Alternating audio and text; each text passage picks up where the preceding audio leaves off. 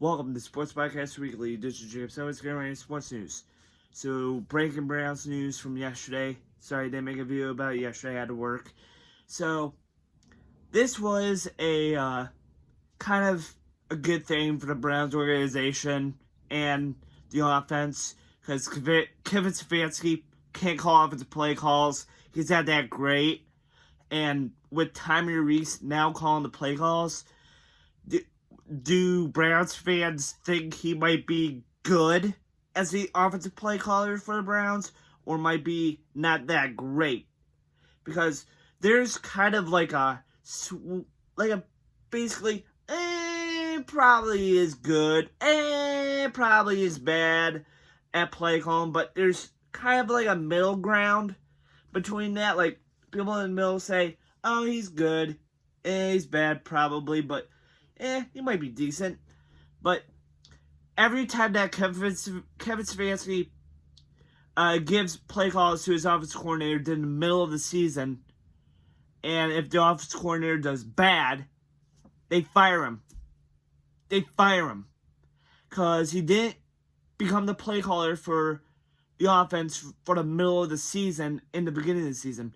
Because Stefanski ball hawks the plays for the offense before that middle of the season. Because he thinks, oh, my offense is way superior. Oh, I have a better offensive play calling stats. Yeah, you're the offensive coordinator for 1 year at Minnesota. 1 year. I know you've been on the Vikings staff for a good amount of seasons, but only 1 year as the offensive coordinator because the Browns picked you because you were actually pretty good for 1 year. Like, give me a break, dude. Kevin Stefanski, he can be a good coach, but I say stick to coaching and don't call one side of the team. Coach both, the offense and the defense. Just be a head coach. Just give the play calls to your offense and defensive coordinator. He gives the defensive play calls to his defensive coordinator, Jim Schwartz, but he doesn't give the offensive play calls to his offensive coordinator that the Browns hired until the middle of the year. Because, oh, he's not going to understand the playbook. Oh, he's not going to understand these plays, how I run them. Like, dude, who cares how you run things? He cares about, oh, I want this ran the certain way. It's stupid. Like, dude, just let the guy who's your offensive coordinator be part of the team. Make him call the plays for a whole year.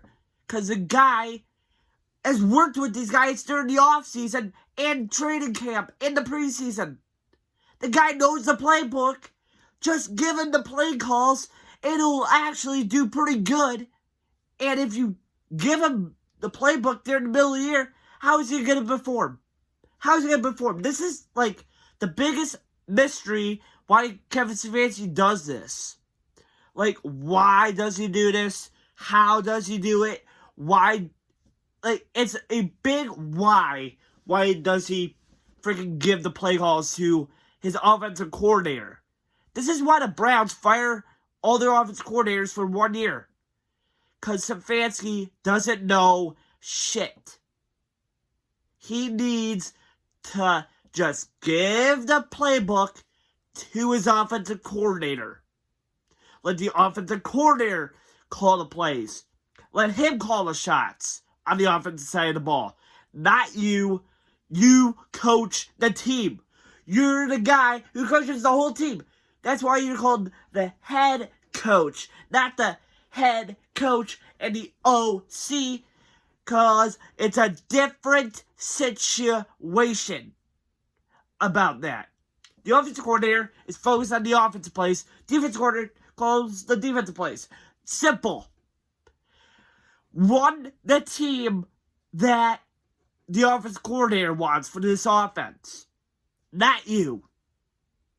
So, Stefanski, if you want to hear this, or somebody probably follows me, probably will send this to you, Stop calling the offensive play calls when you get a new offensive coordinator every single year.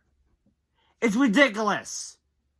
The guy has been with the team since the offseason began, when training camp began, when preseason began, and 1 year. And not 1 year, sorry. Week 1 began. Like, why? Like, this is basically the worst understanding of this franchise.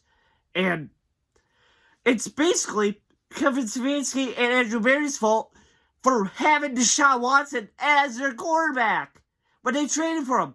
It wasn't, the ownership made a mistake for trading for Watson. No. It was Stefanski and Andrew Berry. Look it up.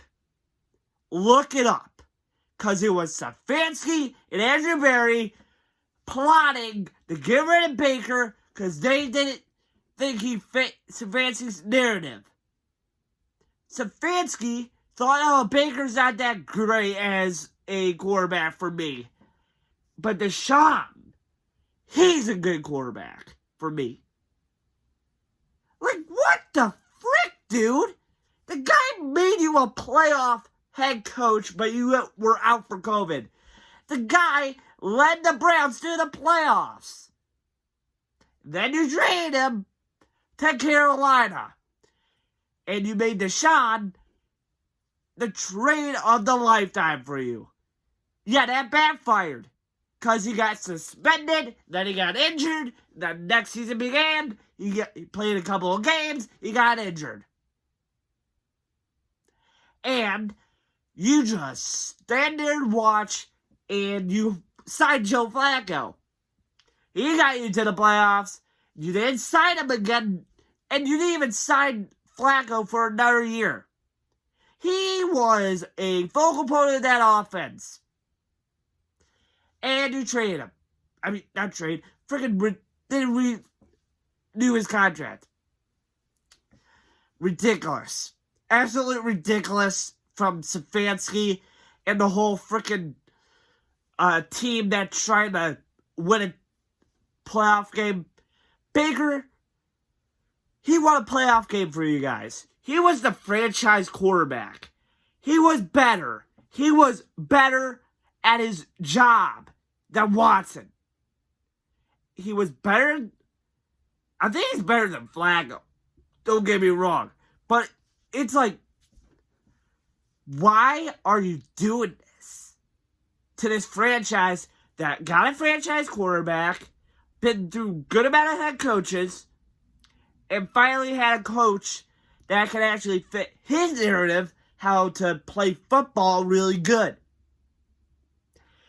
And it's like, man, I want Watson. He's a better quarterback.